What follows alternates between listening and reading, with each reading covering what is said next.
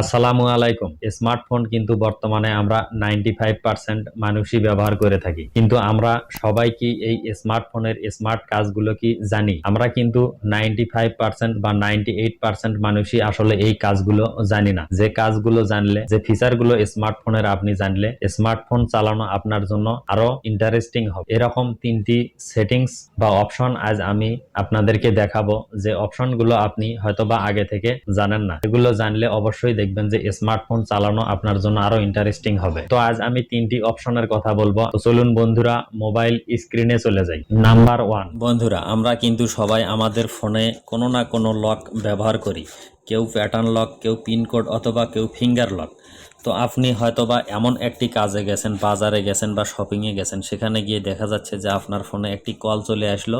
ওই মুহূর্তে কিন্তু আপনি ফোনটি পকেট থেকে বের করে আনলক করতে পারছেন না।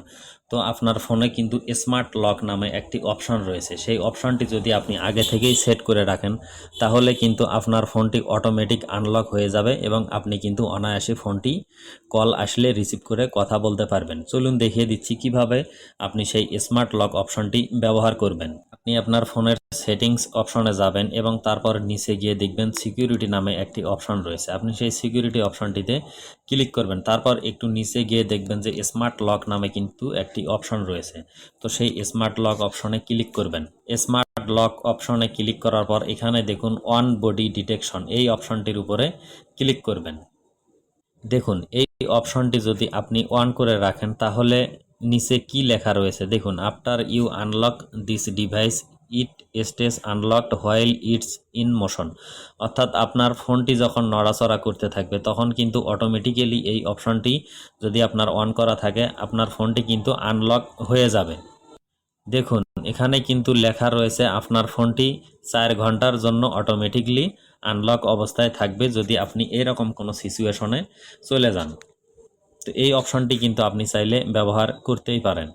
তারপর এখান থেকে ব্যাক চলে আসার পর নিচে দেখুন ট্রাস্টেড প্লেস নামে একটি অপশন রয়েছে। এই অপশনটি যদি আপনি অন করে রাখেন, তাহলে আপনি বাড়ি থেকে সাধারণত যেখানে যান সেখানে যদি আপনি এই অপশনটি করে রাখেন, তাহলে কিন্তু অটোমেটিক সেই জায়গায় থাকা অবস্থায় আপনার ফোনটি কিন্তু আনলক অবস্থায় থাকবে। এখান থেকে আবার আপনি ব্যাক আসার পর নিচে দেখুন ট্রাস্টেড ডিভাইসেস, এই অপশনটির মাধ্যমে কিন্তু আপনার যে কোনো ডিভাইসের সঙ্গে আপনার মোবাইল ডিভাইসটি যদি কানেকশন করেন, দেখুন এখানে কিন্তু একটি ওয়াচ দেখাচ্ছে। এই ওয়াচটির সঙ্গে যদি আপনি আপনার ফোনটিকে কানেকশন করে রাখেন, তাহলেও কিন্তু আপনার ফোনটি অটোমেটিক্যালি 4 ঘন্টার জন্য দেখুন এখানে কিন্তু আনলক হয়ে যাবে। নাম্বার 2, তো বন্ধুরা আপনি আপনার ফোনের যে সেটিংস অপশন রয়েছে, সেই সেটিংস অপশনে আসার পর এখানে দেখবেন যে নোটিফিকেশন নামে একটি অপশন রয়েছে। সেই নোটিফিকেশন অপশনে ক্লিক করবেন এবং এখানে দেখুন নোটিফিকেশন হিস্টোরি নামে যে অপশনটি রয়েছে, সেই অপশনটি আপনি যদি আগে থেকেই অন করে রাখেন, তাহলেই কিন্তু আপনার নোটিফিকেশন অপশনে গিয়ে আপনি দেখতে পারবেন কে আপনাকে হোয়াটসঅ্যাপে, মেসেঞ্জারে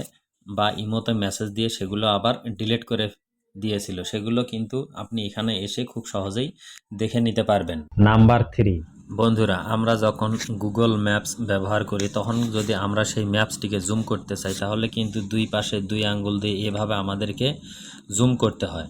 তো আপনি চাইলে কিন্তু এক হাত দিয়েও এই অপশনটি করতে পারবেন। সেটি হলো আপনি আপনার গুগল ম্যাপসের উপরে এইভাবে ডাবল ক্লিক করবেন। ডাবল ক্লিক করার পর আপনি যদি এখন এক আঙ্গুল দিয়ে এইভাবে করতে থাকেন, তাহলেও কিন্তু আপনি এটিকে জুম আউট, জুম ইন খুব সহজেই করে নিতে পারবেন।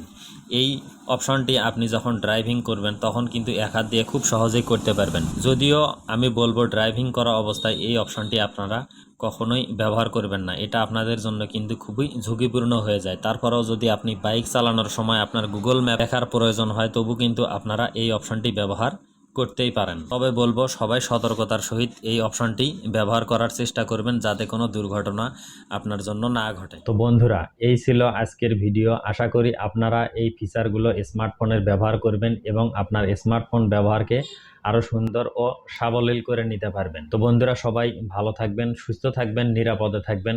দেখা হবে পরবর্তী কোনো ভিডিওতে। আল্লাহ হাফেজ।